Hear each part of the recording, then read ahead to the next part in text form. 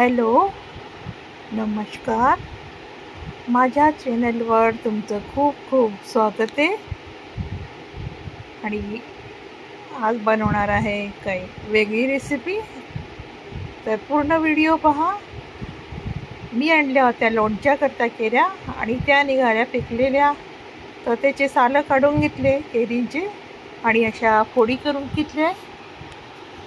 आणि या कोई निघाल्या आहे, या कोईंचा पण आपण पुढे यूज करूया. तर आता गॅसवर एक पातेलं ठेवलं आहे आणि त्याच्यात 1 तांब्या पाणी घालायचं आणि अर्धा किलो साखर घेतली आहे. 1 किलो केळीला 1 किलो साखर घेत असते आंबट असली तर. ही केळी आंबट नव्हती म्हणून मी अर्धा किलो साखर घेतली आहे. आता या साखरेला छान चमच्याने हलवून घ्यायचं आहे आणि पाक तयार करायचा आहे. गॅसला फुलवरच ठेवायचं आहे, म्हणजे लवकर पाक तयार करायचा असला तर गॅस फुलवर ठेवून पाक तयार करा. आणि याच्यात टाकले आहे मी 4-5 इलायचीची पावडर.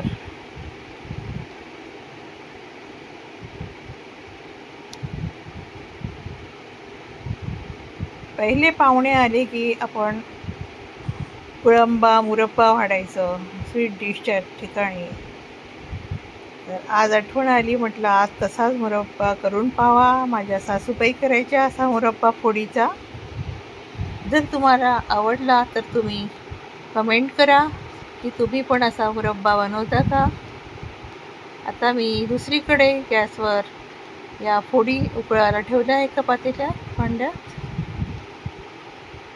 हे छान उकळलं गेलं की थंड झाल्यावर त्याचा पल्प काढून घ्यायचा आहे आणि पाक तयार झालेला आहे.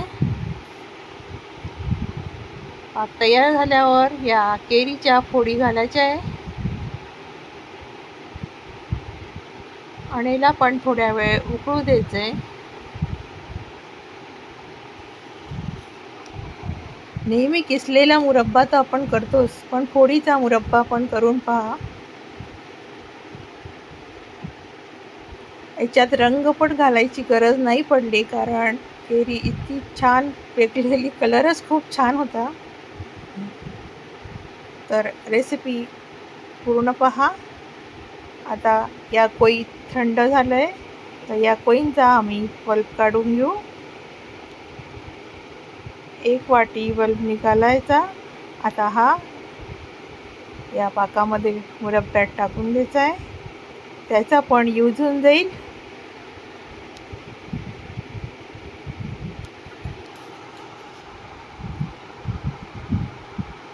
आणि थोड्या वेळ याला उघडू द्यायचं.